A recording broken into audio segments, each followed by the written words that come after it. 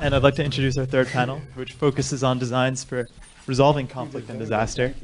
And our first presenter is Tim Kovach, who's going to be looking at conflict analysis in conflict-affected and post-conflict states. Tim, come on up.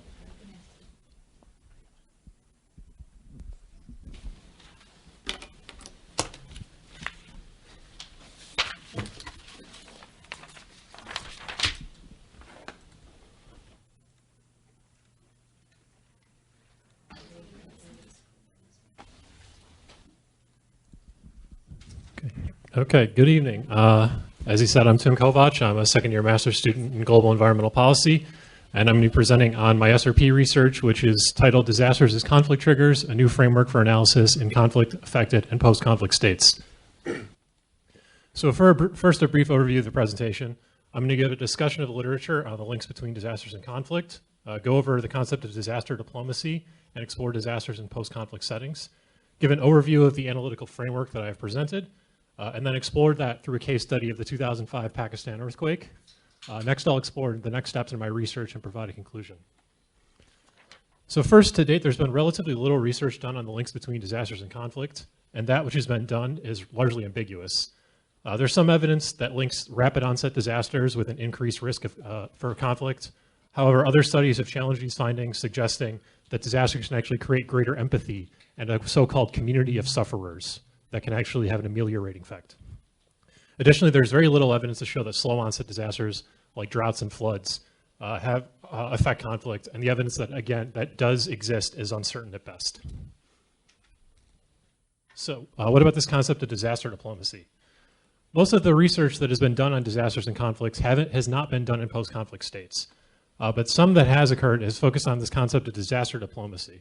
A few examples of this are following the 2004 Indian Ocean tsunami in Aceh, the conflict parties came together to sign a memorandum of understanding ending a 30-year conflict. Additionally, following nearly simultaneous earthquakes in Turkey and Greece in 1999, the two countries had reached a rapprochement, and Greece ultimately lifted its objection to Turkey joining the European Union. However, disaster diplomacy is far from guaranteed. There was a ceasefire agreement in place between the Sri Lankan government and the Tamil Tiger rebels in 2002 prior to the onset of the tsunami. However, after the tsunami, the Tamil Tigers boycotted national elections and ultimately reinstigated violence in 2005. Additionally, a major earthquake hit Gujarat province in India in 2001.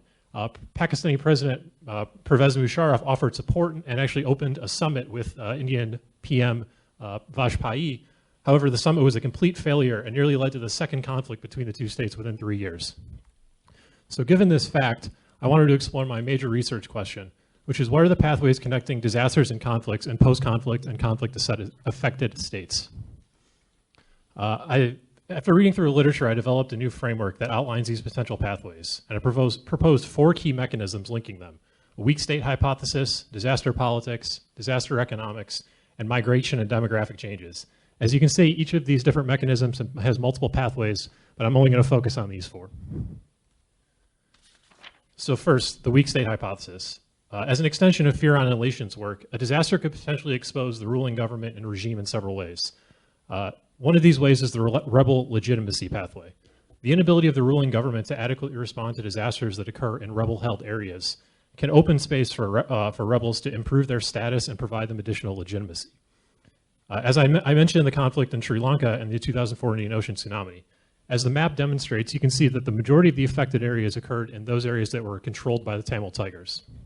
The government was unable to provide direct assistance to victims in most of these areas, and many of the Tamils in these affected areas viewed it as an intentional policy to punish them and to weaken the LTTE. Additionally, the Tamil Tigers viewed themselves as the legitimate representatives of the Tamil people and demanded to have control over reconstruction funds and planning processes. Predictably, the government rejected these demands, which further increased resentment.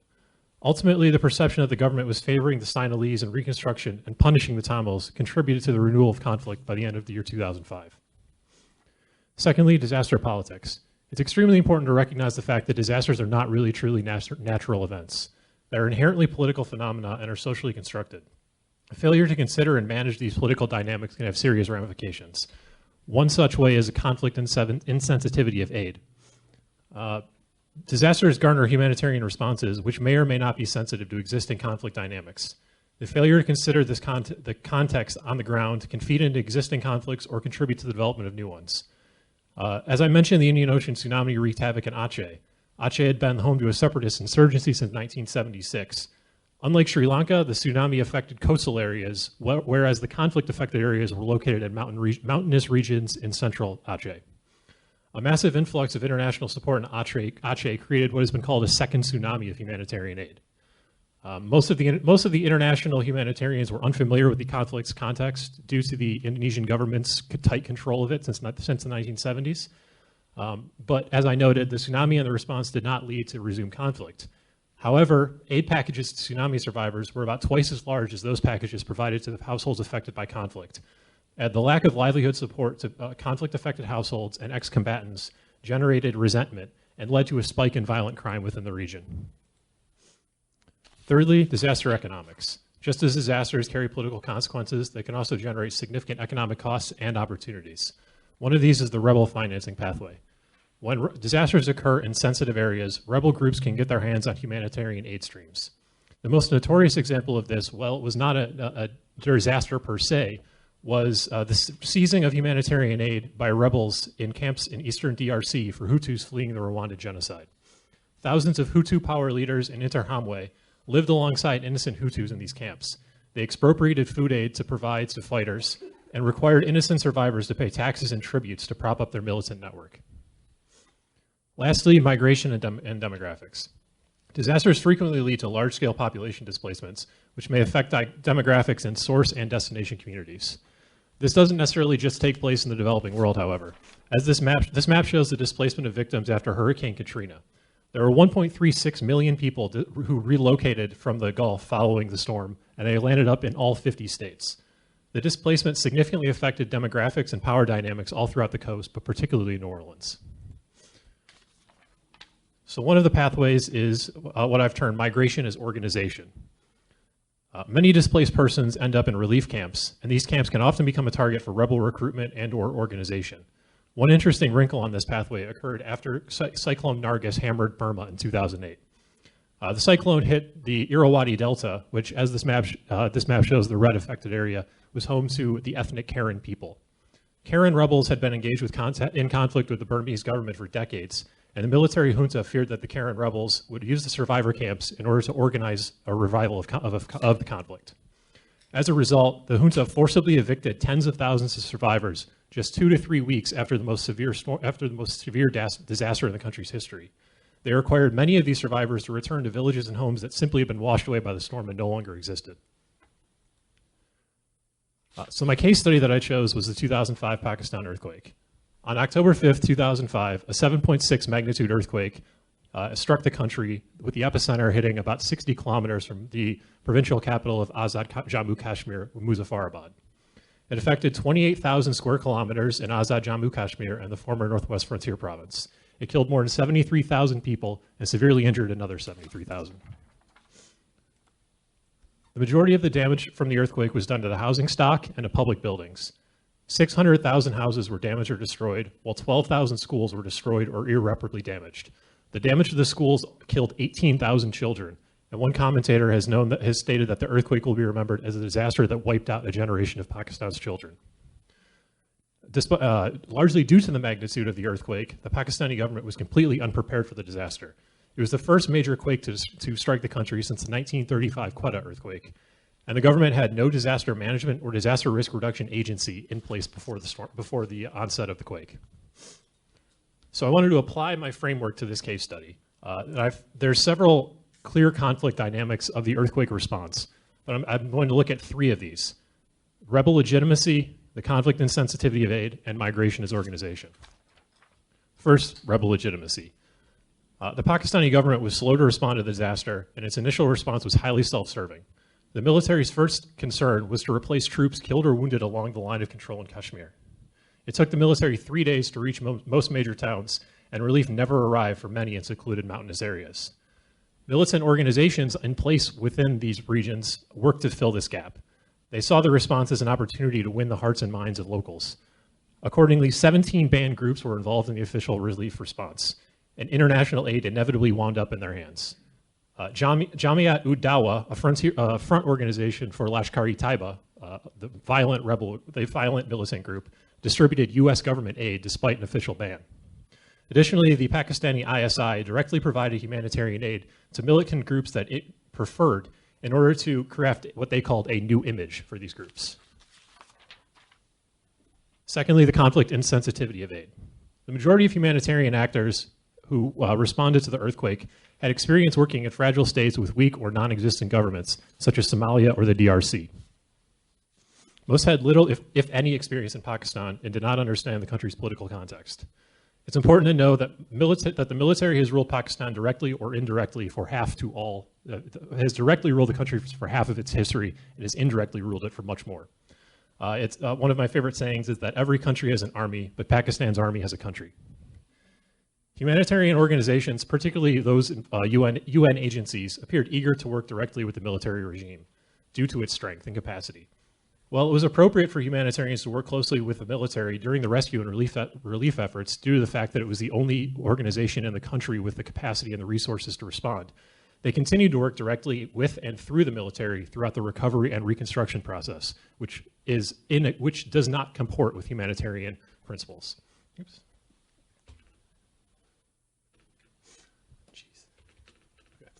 The complicity of humanitarian organizations helped the Musharraf regime consolidate its control over government and sidelines the civil society and civilian leadership of the country.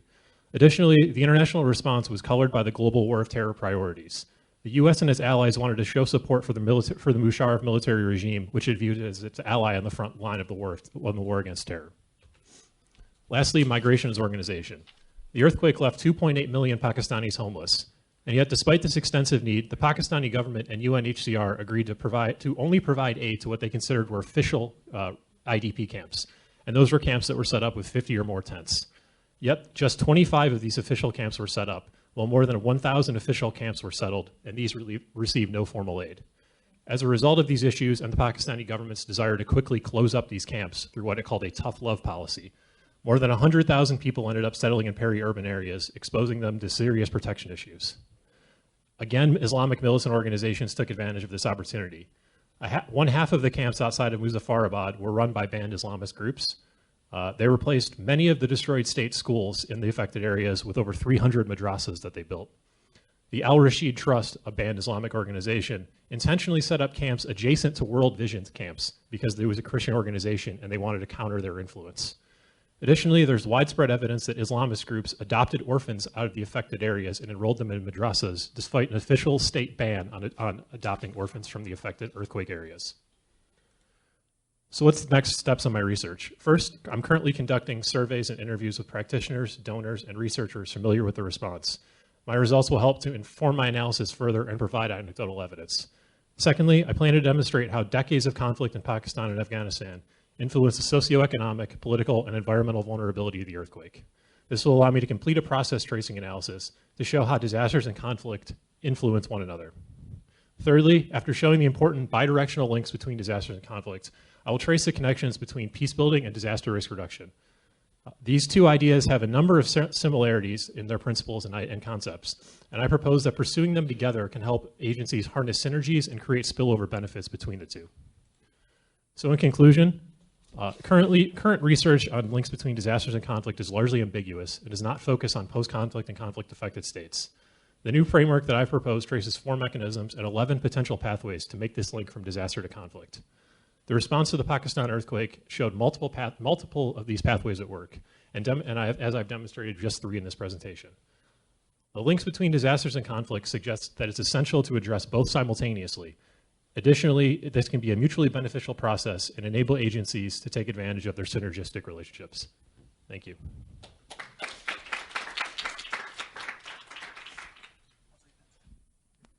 Thank you so much, Tim. Our next presenter is a master's candidate in the social enterprise at SIS, and he's worked in humanitarian mine action program and at the Handicap International's office in Cambodia. Thanks. Let me introduce Nick Boedicker. Thank you very much. Thank you guys for sticking around tonight. I appreciate it. And thank you to the Journal of International Service and to the Graduate Student Council for letting me speak tonight. So my name is Nick Boedicker. I'm a first-year master's student in the Social Enterprise program here in the School of International Service. My presentation tonight is going to be on innovative funding for landmine clearance in Cambodia. My presentation is going to be a little bit different than what you've seen. I'm a first-year student. Most of my research hasn't been done yet, but I'll talk about what I'm planning to do. And also, because of the nature of my program, Social Enterprise, I'm going to be looking at business models that can help to solve social problems. And specifically, what I plan to look at is the value chain of metal, such as this on the screen, that is the natural output of the landmine clearance process. I'm not going to go a lot into the context of the conflict in Cambodia, but just a little bit. It started in the late 60s, early 70s. Pol Pot and the Khmer Rouge came into Phnom Penh in 1975. They were forced out and up to the northwest border with Thailand in 1979. And the fighting continued in some form until the 90s. Importantly, what I want you to take from this is that landmine clearance in Cambodia has been going on at this point for about 20 years.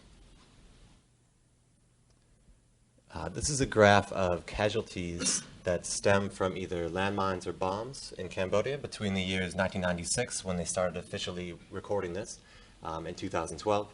And as you can see, casualties have been reduced a lot, from 4,000 in 1996, over 4,000, to 186 last year. That's one piece of good news. The other good news is that within the past 20 years, Cambodia has come a long way in building its capacity to take care of the problem itself through the help of international NGOs and foreign governments.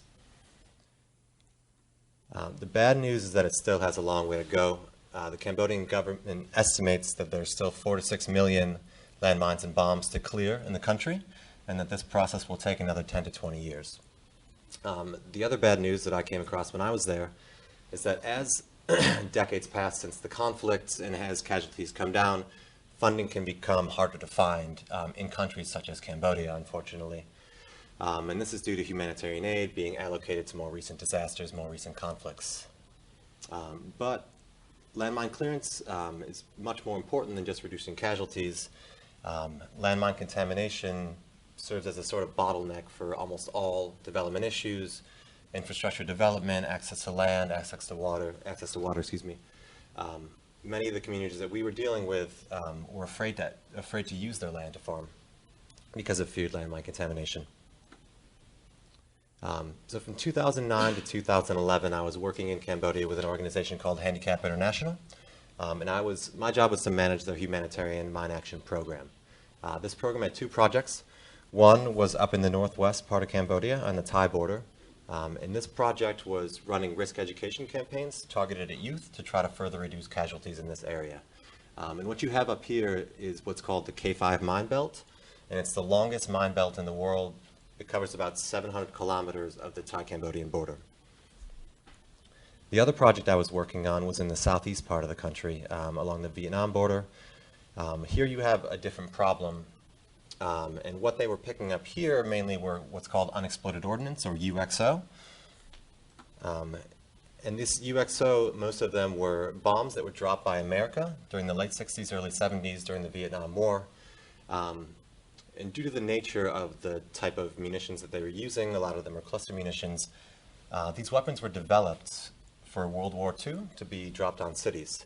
So when they dropped them on the softer terrain of Cambodia, they had almost a 25 to 30% fail rate, which means that today there are millions of bombs in this part of the country that have not yet exploded and have the potential to.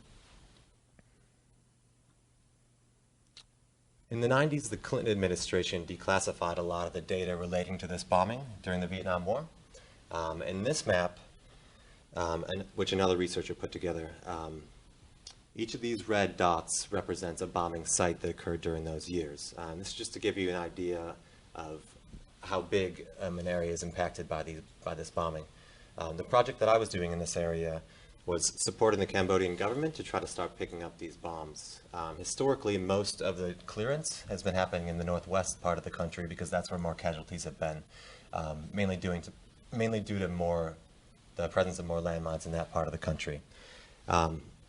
With this project, it went on for 2 years. I mean, there's a lot to pick up. We were getting really good results, but unfortunately it shut down due to lack of funding opportunities.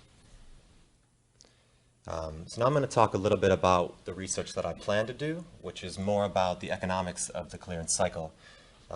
This is a deminer. He's going to represent the clearance process for us.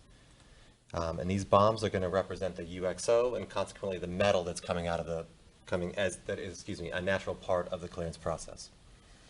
What I found out last semester from doing some research with the Cambodian government is that they estimate that they're pulling up about 20,000 kilos a month of this UXO throughout the country. And what's happening to it now is as they pull it up, piece by piece, it's being sold in the villages around the country to local scrap merchants for about 20 cents per kilo. And that adds up to about $4,000 US dollars per month throughout the country. Right now, this money is going back to the teams to help to pay for some of their food costs and living expenses while they're traveling around doing this work.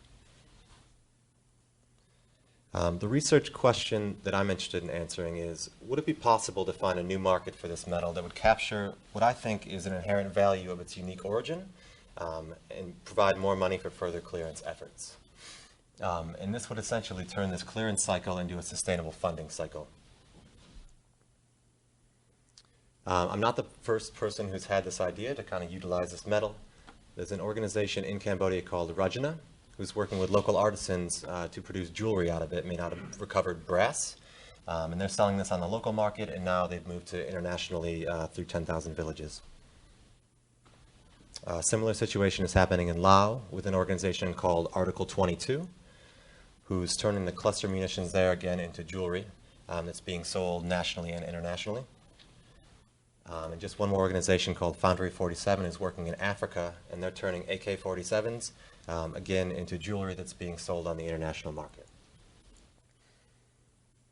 So what I plan to look at is what could be done with this UXO that's the natural output of the clearance process, either with existing social enterprises or by starting a new social enterprise that would utilize more of the 20,000 kilos per month that they're pulling up, sell it at a higher price, and then use the profits to go back to fund more clearance in places like Cambodia that are having trouble finding funding. I don't know anything about jewelry making. So one idea that I had was that I'd like to explore is, would it be possible to refine this UXO back into its raw form, copper, for example, and then sell the copper to other manufacturers who would then use it as an input for whatever they're making. Kind of how I envision this go is a social enterprise would give it some branding and then marketing, such as this, sell it to another company who would be able to use it to differentiate whatever product they're making and make it socially responsible and able to contribute to the mine clearance process. And because the nature of the metals we're using are very common in manufacturing, the market would be kind of wide open to look for people who would be interested in doing this. One such example here would be, clothing manufacturers, electronics, the automobile industry, etc. So this summer, what I'm planning to do is to go to Cambodia to do some of this research. I'll be the first to admit there's still a lot that I don't know about what's happening. But I want to study the current value chain of the scrap metal. I want to look at the capabilities of the scrap metal and refinery industries in key provinces, especially the southeast part of the country. I want to look at the amount of each individual metal that you could recover from specific ordnance types from what they're clearing, both the quantity and the quality of the metal. I want to look at the overhead costs of refining, storing, shipping what would be this commodity in key provinces, and also potential obstacles that might complicate implementation. And as you can imagine, when you're dealing with what used to be bombs, there's probably going to be some potential complications, I would imagine. That's the end of my presentation. I just want to do a quick plug. I've been working this semester with an organization called MAG, the Mines Advisory Group, and they're an NGO that implements a lot of this clearance throughout the world. I'm putting together a screening of their new documentary about landmine clearance in Angola, and that's going to happen on the AU campus on April 4th, which is International Mine Awareness Day, at 6 p.m. in K Lounge if anyone's more interested in the issue. And you can email me if you have questions about that, or I'd love to hear comments about kind of my ideas for this summer. Thank you very much.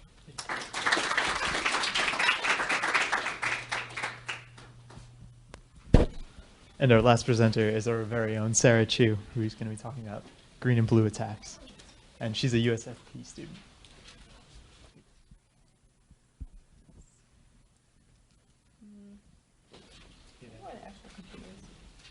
Oh, no.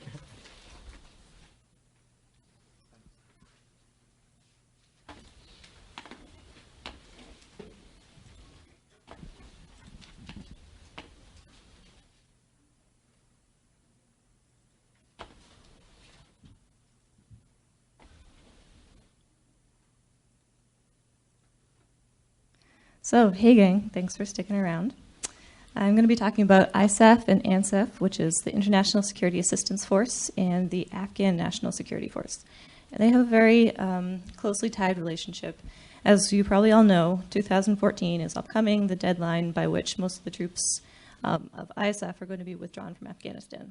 So the problem here is, how does ISAF develop ANSAF to do the things that it needs to do? So for this presentation, I'm going to go into a few of the tools that ISAF uses to develop the security forces, and then a couple of the challenges and a couple of the recommendations. So first of all, for the status, there's pretty varied reports as to how the Afghan security forces are doing. The metrics themselves are controversial. They just started a new program of a new metric system, which actually, instead of being a simple 1 to 4 scale of, okay, this unit is doing 1 to 4 in terms of goodness. Now it has comments, it has a place for like political context and things like that. Things that are pretty important because the Afghan political system isn't just, isn't as straightforward as, you know, some of our very mapped out systems here. There's a lot of informal action that goes on.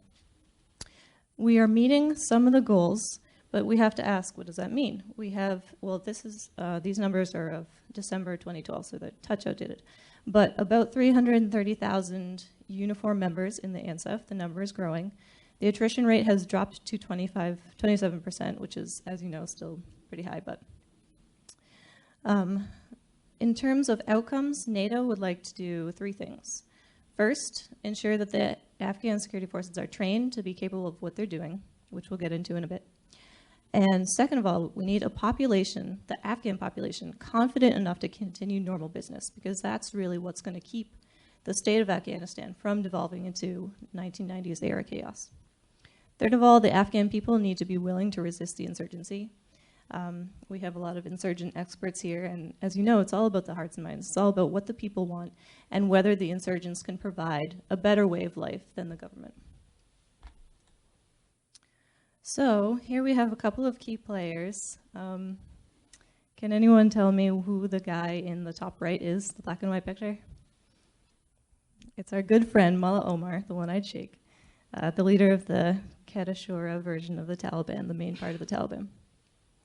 As for the other people, we have a sort of an anecdotal shift that's been indicative of how Afghan politics has played out. Here we have the old Ministry of Defense, Mr. Wardak, and the old Ministry of Interior, Mr. Mohammadi. Both were fired in August for egregious misuses of funds and things like that. And they have all kind of switched the cabinet. So now Mr. Mohammadi is Minister of Defense, etc. So NTMA is one of NATO's main ways of funding and training the Afghan security forces. It stands for National Training Mission Afghanistan. 4 pillars, you know that NATO loves to do the pillars. The Afghan National Army, Afghan Air Force, and Afghan National Police. It's funded and supported by the Ministry of Interior and Defense. And 2 of the main things that they're focusing on now are human capital and physical capital. We'll just rush through this a little bit. NATO, in the recent Lisbon summit, which was last year, they changed a couple of the strategies, the main approaches, so they wanted to try and streamline their approach to training so that everyone was on board in the same area, and instead of having sort of a disjointed way of going about training where each country had their own category, NTMA really helped to bring those together. So experience, the US recently implemented combined action, which means joint missions, sharing of daily life and space, working side by side. That's the Shona Bashona that you guys have heard about.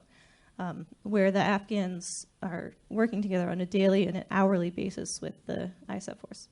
Education, mandatory literacy training, and civics training, and those are things that'll help shape not only the capability of the new recruits, but also speak to the sort of the political complexity that needs to happen. In terms of training, quantity recruitment's been a big thing, especially among the Pashtuns, which has had some repercussions in terms of the green on blue attacks. There's been a lot of Pashtuns, Taliban-leaning Pashtuns attacking their counterparts both in ANSEF and in ISAF. But the main thinking, the school of thought is that if we recruit from the Pashtun area, it'll help round out the force in terms of demographics and quality, more political training. A couple of the obstacles, especially on the Afghan side, literacy is huge. If you can't read a report that's telling you what you have to do, how are you going to function as a police officer, for example? Or if you can't write a citation, or, there's so many things. The political culture, as mentioned, is pretty informal. You have to really learn those networks, and it's very tribal, which is, of course, an obstacle to trying to establish a nationally based federal security force. Retention and attrition have always been pretty big obstacles. And let's talk about logistics for a second, because one of the things about combined action is they're forcing the ANSEF troops to rely on their own logistics system rather than asking the US, say, hey, I need some more helmets. Can I have some? No, they have to go now through their own logistics system, and it's showing where the leaks are. And there are a lot of leaks. On the NATO side, funding. NATO's had a couple of donor conferences recently, pledged about $4.1 billion each year annually through 2014. And then there's a couple of other conferences of that type. Inconsistent training, as mentioned, it's just been pretty patchy. And then the status of forces agreement. There's been a couple of bilateral agreements signed, but there's nothing that's been overarching. And as you know, it's been pretty contentious lately. So the green on blue attacks. There's been 114 total since 2007. Again, this number is a tiny bit outdated. 51 in 2012.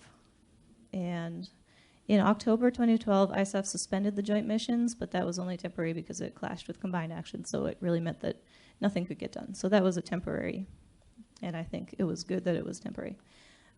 Estimated about 10 to 25% Taliban infiltration.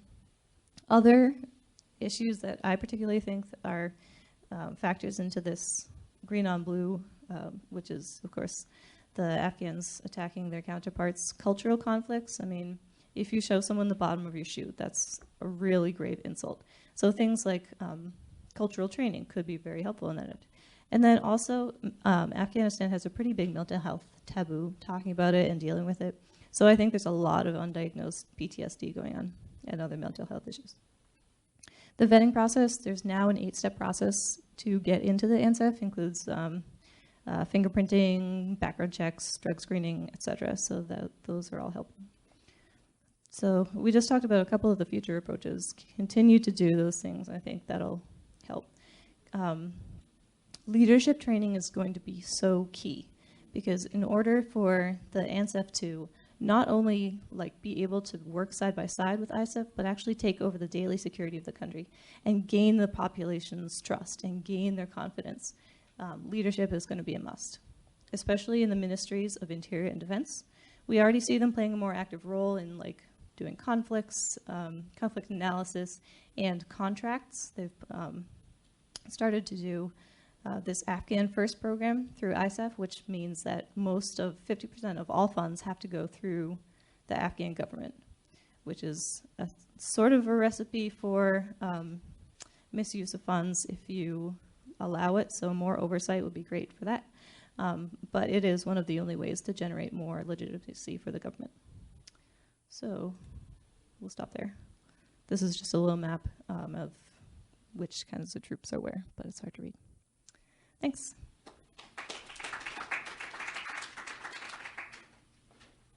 We'll invite up our panelists. Professor Conca, again, joining us. Michael Schroeder and William Bellamy.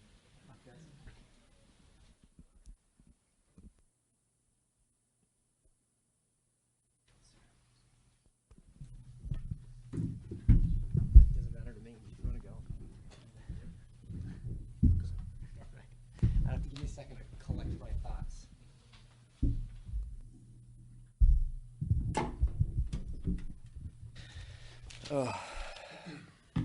So usually when I do this, we're given the papers ahead of time, and so you can sort of, I need lots of time to think through my thoughts, and more importantly, to take the sort of scrambled notes that I scribble all over the place and turn them into coherent thoughts. So I apologize if this is not as well structured as potentially I'd like it to be.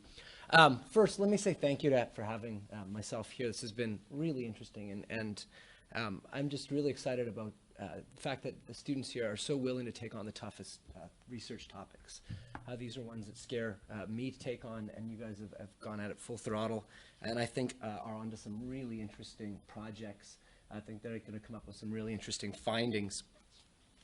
I think let's go through each of them individually, starting with sort of Tim's presentation on thinking about disasters and conflict. And again, this is a little bit outside my wheelhouse, so I'm going to try to maybe ask about the 20,000-foot level.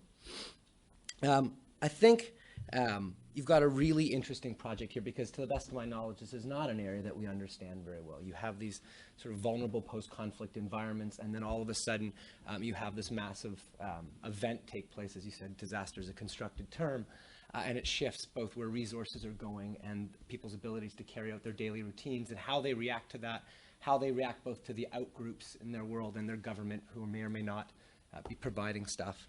I think is going to be a phenomenal question, and I don't know much about the Pakistan relief effort, but I think it sounds like a good case offhand.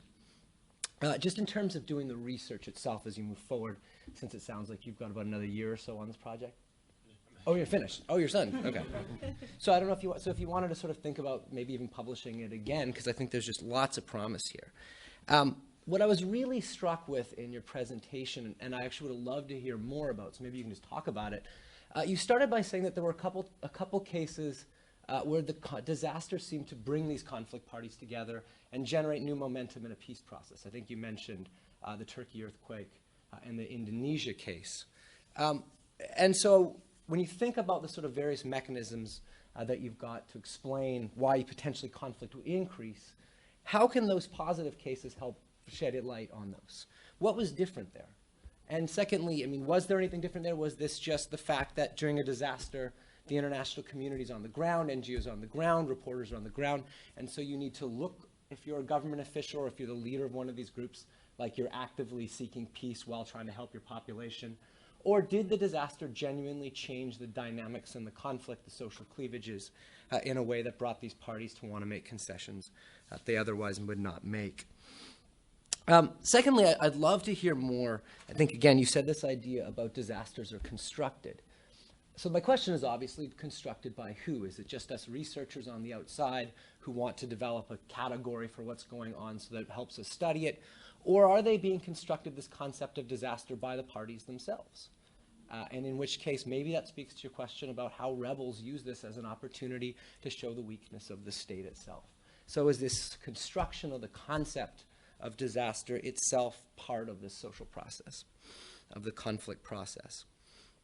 And secondly, I think you brought up a really interesting point with this idea that one of the things that conflicts can do is they can show the failure of governments to be able to provide, especially weak states with little capacity. What about when rebels hold the territory? Are rebels held to the same standard? Can this actually cause a shift in popular support back towards the state? Because a lot of the time, everybody in the population is well aware of who's actually running the show in town, and do they hold them accountable? I think that would be sort of three really sort of interesting areas on just a terrific project. Second paper I want to sort of talk about is Nick's paper, and here's what these are the kind of papers we don't get to see much as researchers, where you really sort of see the sort of an applied knowledge right off the bat in the social sciences. So I think this is a terrific paper, especially for this program, which is dedicated to service. This idea asking a very simple question, which is, at least from someone who studies organizations, once all of a sudden your funding sources become highly unpredictable, they start drying out in the aftermath of this surge following both the 1997 Ottawa conference, following obviously the end of the Cambodian War. What do you do if you're an organization to find a more secure source of funding? I mean, there's probably now, I imagine post-1997, when there's this pool of money created by governments, a whole bunch of new organizations who got into the clearance game. And now all of them are competing over less and less funds. And so creativity is going to be a key success for any organization that succeeds. And I think your research is that creativity. I love seeing good research questions. How do these organizations find funding? When does it work? Tied to a creative sort of answer. So I'm not going to speak specifically, I think from the business side, which is really outside, my ability to make money, as most people who know me can tell you, is not strong, to predict winning companies and so forth. But so in terms of the business plan, the only question that sort of jumped out at me is, as you develop this project, who are you going to approach? I know in the piece that I read that was sent to me, you talked about approaching those that already have fairly large and well-developed so it's corporate social responsibility offices. But are those the ones who are going to also have they're going to have a lot of clients that they're serving? Are those the ones who are actually going to have less budget space for new programs? In which case, maybe thinking not only talking, I think talking to them would always be helpful to see what sort of sells, but thinking about other companies that are maybe tied to the Cambodian conflict, maybe even in more indirect ways than you realize at first, and might be very willing to sort of jump on board. The second thing is developing the research side of this. And again, I would think one of the major implications, and something I'd love to see you think a little bit more about, is asking this broader question, not about how do we help the process in Cambodia, but how do NGOs, what can they learn from this? If your project is successful, then that says a lot about building self-sustaining non-governmental organizations, service delivery organizations. And in particular, you ask a fundamental question. Are NGOs missing resources right in front of them? They're so busy looking to the outside world to extract resources, but they might be missing right in front of them the very sort of scrap metals that they're pulling from the ground. And so how do they is there a process that comes out of it about how NGOs can examine what resources they actually have in front of them, both human and material, and thinking about ways of sort of extending that? The final paper, NATO and Afghanistan, or Brion Blue attacks, again, a really terrific piece. Obviously, I'm not an expert either in Afghanistan, and it's a very complicated issue that has all sorts of dimensions, at least at the individual attack level. But I think in general, you've pulled up some really interesting sort of ways to to attack this issue. In particular, looking at the various policies that are going on. One way to sort of think about parsing out what's working and what's not is looking at what was tried before. And so not just thinking about what they're doing now, as we sort of we're coming to 2014 and there's this time crunch, but why did they shift from the policies they were at before? So thinking a little bit about what was tried before. Was it that the policies themselves were really that bad, or was it just an impossible job? This is really tough building. Most peace building people tell you rebuilding a security establishment is one of the most difficult tasks. And so really using that to sort of grapple with, is this are these substantive policy changes based on sort of very thoughtful logics, or this just sort of last-ditch effort because we've tried everything else in Afghanistan? And secondly, I think you raise a really interesting question that you could get into, which is if I read the sort of broad strategy correctly, the U.S. administration is sort of counting on a rather more risky strategy as they see time sort of getting shorter and shorter, as they see the number of troops just simply not growing as quickly as they'd like. They're sort of trying, number one, with a socialization strategy. Let's put these Afghan troops with American troops so they can watch how they behave, they can watch how they interact, both on mission and when they come back and when they debrief. And hopefully some of these sort of habits will be picked up, and that'll speed up the process. But of course, that does open them up to the possibility of being in more vulnerable positions than when they're in flak jackets working together on joint patrols and so forth. Secondly, clearly, the second risky part of this is the sort of recruiting strategy, right? Which is let's tap into these giant Pashtun networks because, number one, these could potentially diffuse some of the hostilities, but also they're a potential huge source of new recruits and potentially more skilled recruits. But again, this has obvious, as you pointed out, really clear risks. And so the broader, not just the tactical or each of these individual policies working, but maybe thinking about, is this broader strategy, what are the risks inherent in it? On one hand, they make sort of functional sense, but it does increase the chances of these attacks at the broadest level, this process of socialization and a new recruitment strategy. So really thinking about that sort of broader strategy or philosophy level and the thought of risk-taking as we face a time crunch. Anyway, I will leave that to you guys. 3 wonderful papers. I really enjoyed listening to them.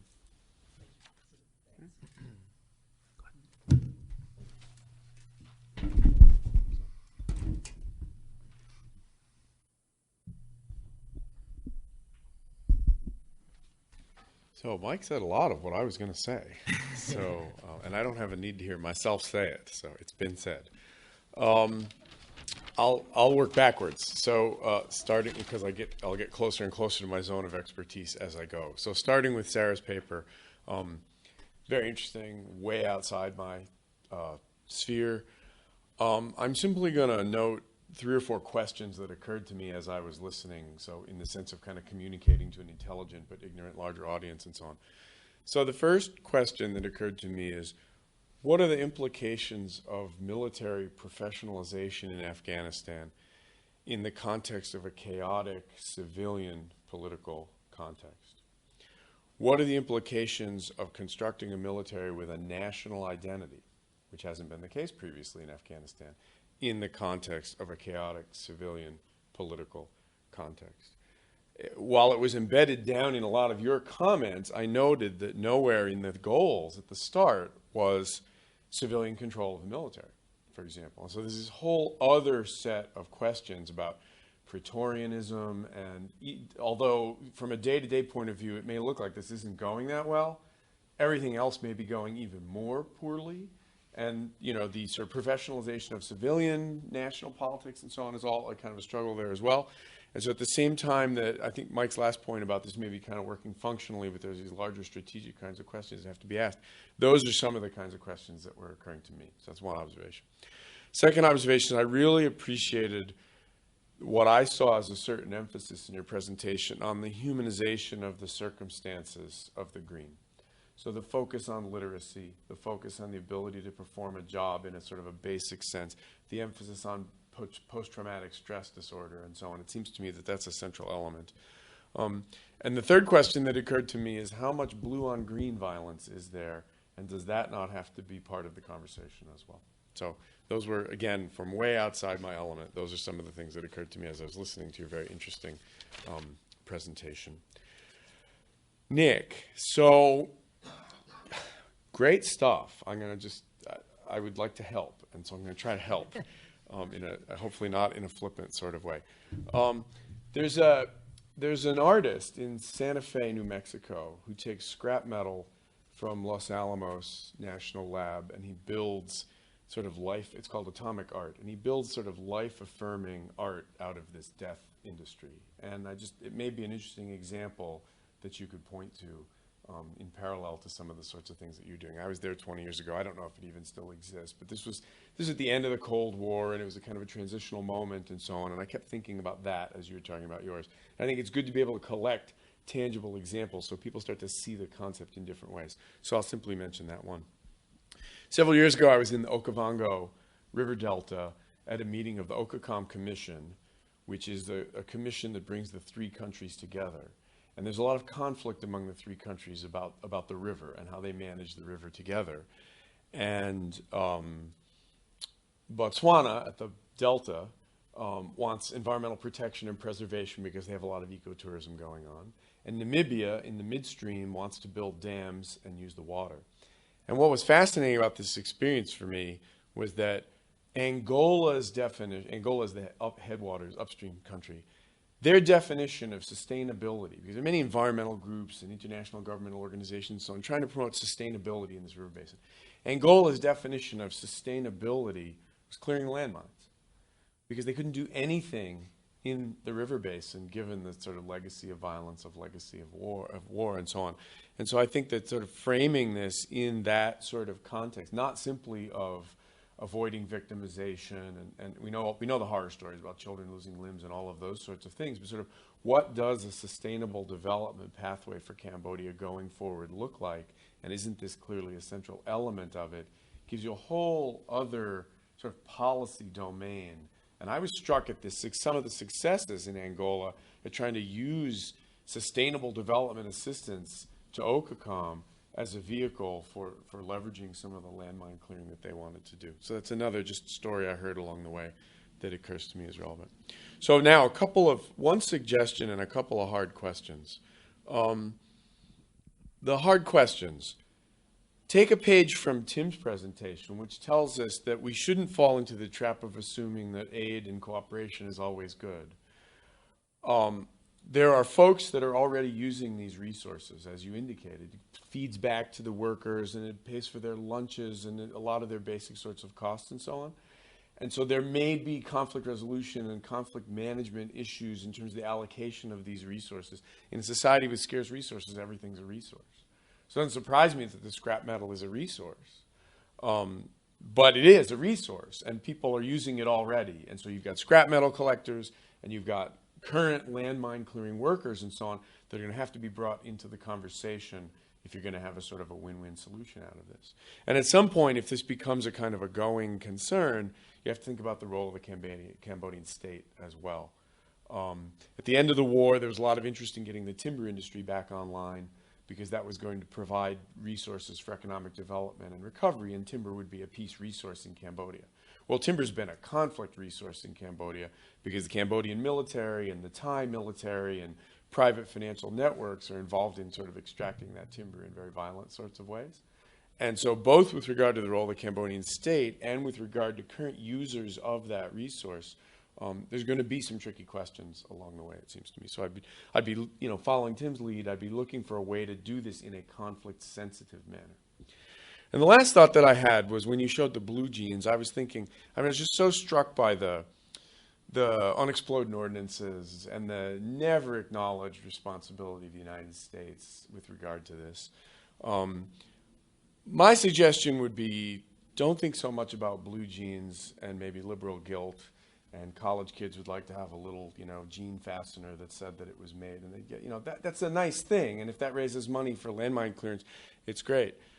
I mean, I would look for sectors that are kind of life-affirming. I mean, and so, if you could get the U.S. military to buy wheelchairs that were made out of this material, then you might really have something. And in a way of both combining some of the historical responsibility and looking for products that have that kind of life-affirming symbolism rather than simply blue jeans. So I was thinking about medical products, crutches and wheelchairs and things that help people kind of get back on their feet and so on. It seems to me that could be a very powerful symbolism that you could tap in a way that, blue jeans taps another powerful sort of symbolism, which is, shopping and simple acts sort of for a better world. And that's a noble thing to tap if it gets you the money you need to do this project.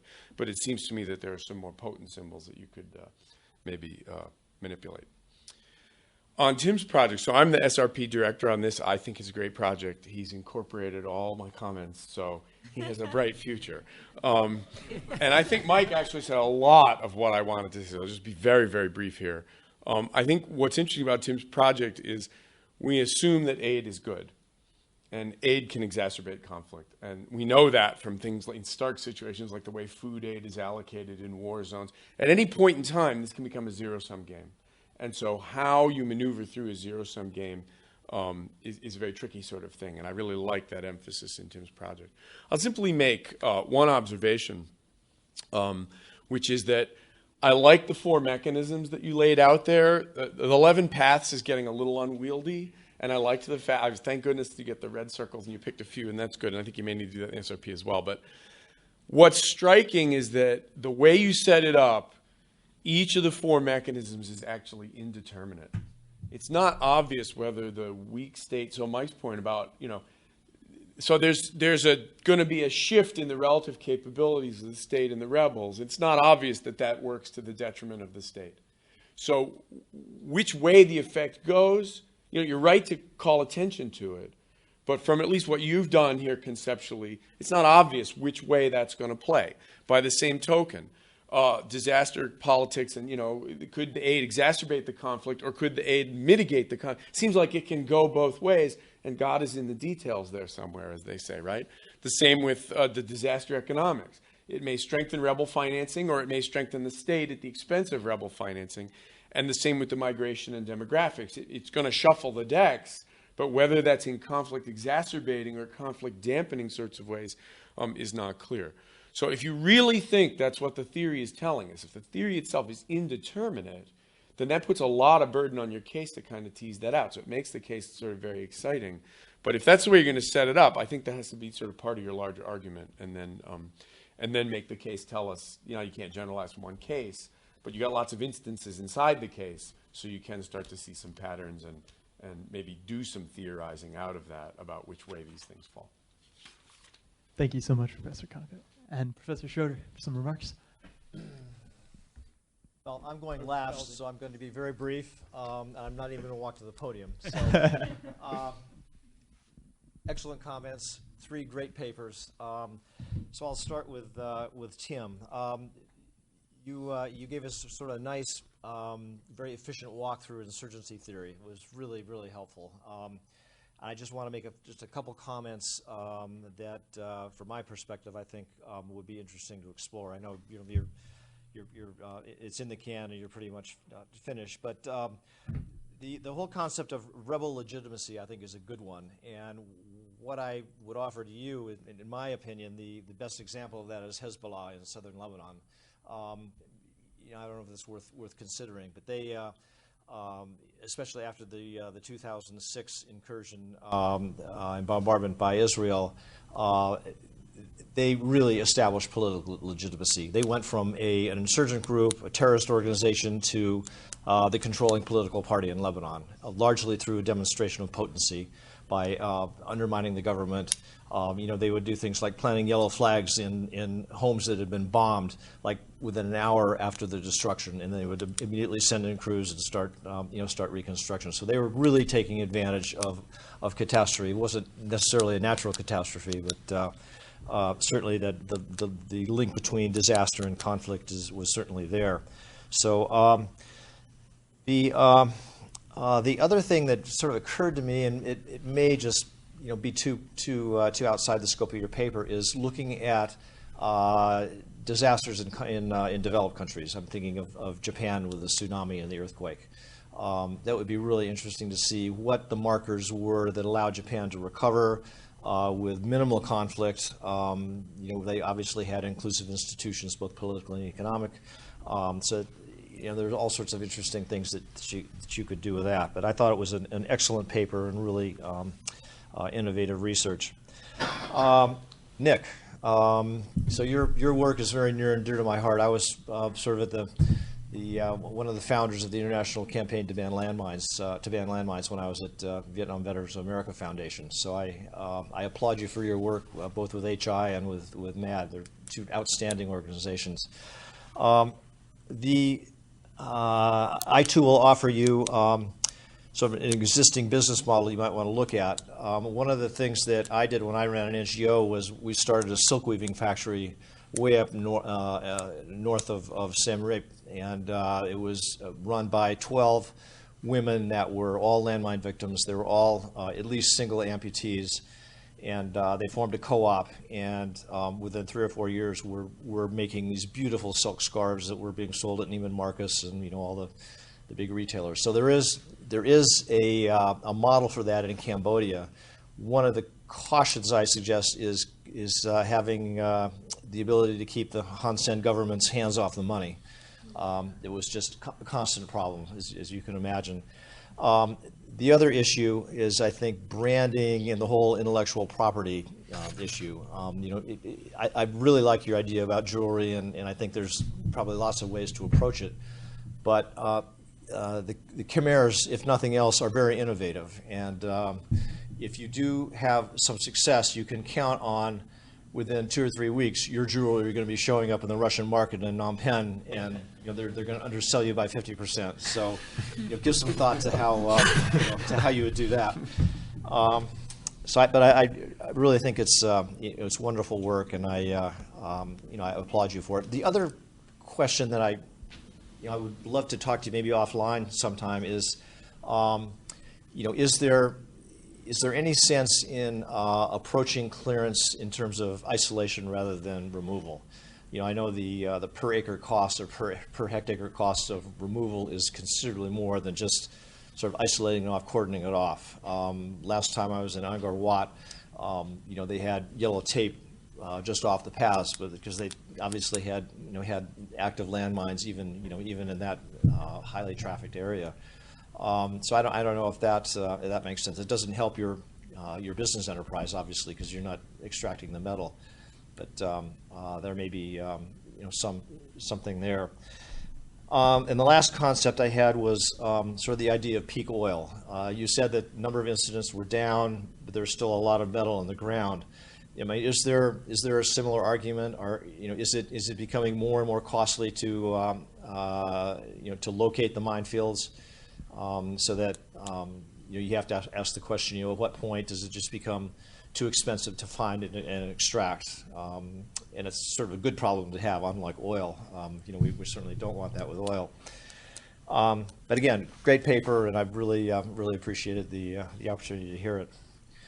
Sarah, my star pupil, you covered just about all the issues that I would have brought up. The only thing that really baffles me, and it's not a fault of your paper, is there's nothing discussed on messaging. And I don't know if that's fallen off NATO and ISAF's radar screen, but the way I look at Afghanistan now, it's framed in my mind as either we're about to lose the longest war we've ever fought, or it's a possibly successful example of counterinsurgency theory. Somewhere in between is probably where the dice are going to fall.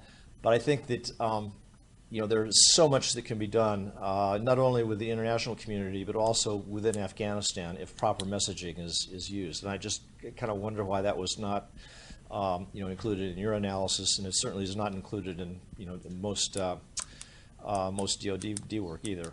It just continues to baffle me. I thought the everything else you talked about. I mean, security obviously is the bottom line.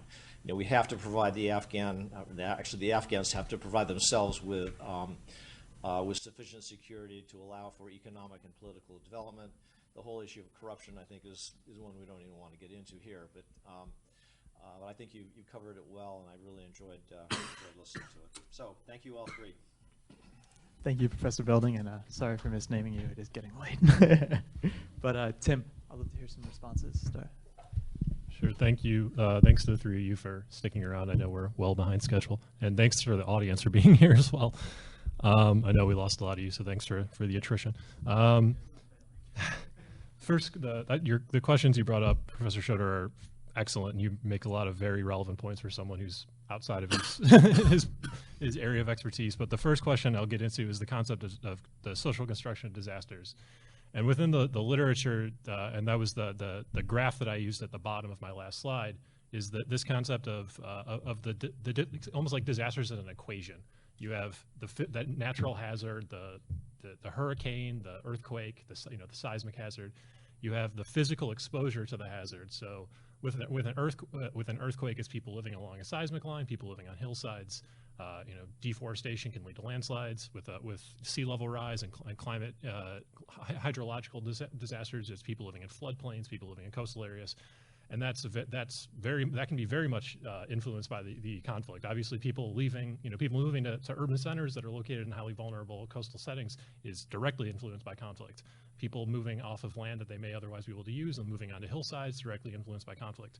The other issue, which is really the issue that I'm always most interested in, is the physical and social vulnerability that people experience the conflict, and that is without question that is basically the crux of my entire paper. Is that is completely and irreversibly affected by conflict. People losing their social networks, people losing their livelihoods. People have, the fact that the natural capital is destroyed with deforestation by timber mafias in Pakistan, leading to landslides. That's connected to the Taliban. It's all socially constructed, and without question, it's shaped by the conflict. So you're getting right to the crux of that. On the question of kind of the indeterminants between of my mechanisms, I think Dr. Conca, I think you know this based on conversations with me. That's absolutely true. I don't want to suggest that conflict will lead to disasters, because that's just not, or sorry, that disasters will lead to conflict, because that's simply starting with a conclusion and then drawing back to what I want to inductive logic. But there are some instances of successes that we can draw on, and Ilan Kelman is kind of the founder of this theory, and he was gracious enough to actually take part in my survey. But he suggests that there's 4 keys to disaster diplomacy succeeding. That the diplomacy needs to be new, It needs to be directly related to the disaster. It needs to be legitimate. The parties are actually interested in pursuing positive and constructive discussions, and it needs to last, for kind of a mid-range, like 2 to 5 year process. And it needs to occur across different scales. If leaders get, then I think that was one of the points that he made about the 2001 Gujarat earthquake, was that Musharraf and Vajpayee were willing to discuss things, but the Pakistani and Indian people weren't willing to discuss things. And when they got out ahead of their own constituents, they quickly lost support, and Musharraf was like, "Oh, no more of this." So it's important to recognize that that's exactly that money can go to rebel organizations, and that can facilitate further conflict. But money can also go to the people living in those rebel organizations areas and help them rebuild their livelihoods and no longer need the support of the rebel groups. And the last question about what happens when rebels hold territory, this gets to an article by a scholar named Beardsley, which suggests that we should look at rebels as predatory organizations and and look at their financing mechanisms. So his argument was, this article looked at the Aceh in Sri Lanka and suggested that in Aceh it was a rebel group that was accountable to the people, because the only way it got financing was by going to the people and expropriating it and getting taxes and getting donations, getting locals to volunteer. In Sri Lanka, LTTE was largely supported by expats, and they were a very aggressive, highly predatory organization that didn't really care about how they affected people in their areas. And so, I was living in Switzerland at the time that the Sri Lankan government finally took control of the LTT areas and killed the leader. And there were massive demonstrations outside of the UN Grand Palais in Geneva, because they were expats. And they associated the LTTE with being Tamil, with being the legitimate organization, but that certainly wasn't the case within the affected areas. So that's one thing definitely consider. Also, thank you for the Hezbollah recommendation. It may not be a disaster, but it's certainly a good case. Thank you so much, Tim. Thank you. Closing remarks. Yeah, I'll just take a minute and just talk about some of the. Thank you very much for the critiques. I appreciate it. And just touch on the key challenges that the three of you have highlighted. Professor Schroeder, you talked about moving forward with this project, certainly not at the stage of approaching people to buy this, but thinking about who that would be. And also Professor Conca, you talked about using this metal, I guess, as thinking about the life-affirming symbolism of it, which is important. That's something I definitely have to think more about. The blue jeans example was more looking at the reach of the product and kind of how widely distributed it is. So I kind of have to balance that versus something like a wheelchair, which would have maybe just as great of a reach, not by the product, but by its kind of symbolic value. But I do appreciate that remark very much. And Professor Belding, you know Cambodia very well, obviously, when you talk about corruption and about the things being copied within the Russian market in several days. And that's definitely things I'm going to have to work out and build into my research. Getting around copying would be probably to sell on the international market, to focus on that, really, which goes along with my goal of raising. One of the main goals of this project would be to really raise public engagement in the U.S. and Europe, which I think is really lacking, especially these days. And then, excuse me, one more remark. Just about looking at the current participants in the value chain and thinking about their livelihoods moving forward is certainly something I need to work out before I get in the ground in Cambodia. Looking at the current scrap metal dealers and the deminers that are using this money and trying to figure out ways that hopefully by raising the value of this money, I'm not trying to make sure that kind of all parties benefit and not just the one particular cause that I'm looking at. So I will give that some thought as well. And I'll leave it there. Thank you very much. So thank you all three for your very insightful comments. I think they really cut to the heart of the matter at hand. Dr. Conca asked probably my least favorite question, which is, are we essentially arming groups for a next civil war? When we leave in 2014, is the country going to dissolve into chaos with more arms and a trained army? And that is a question. My research has essentially made the assumption that no, that this is a good thing, that we're contributing to the future stability. But that's a major assumption, and I think it would behoove us all, especially NATO, to question that assumption. And the final thing is just going back to NATO's messaging of this. They've really concentrated on the numbers. They've concentrated on their recruitment is up, and they've reached their targeted goals for like dropping the attrition rate and things like that. They've focused on the numbers over perhaps the quality of the training. So that's what they've been focusing on, and we can debate as well, like whether that's a good metric or not. But so thank you all. And I know it's getting late, but opening the floor to some questions, if anybody who hung out all this time with a burning question. Well, thank you all so much for coming out, and thank you so much to our panelists. And now we'll get to our fourth panel. Yes. Seriously, on behalf of JIS,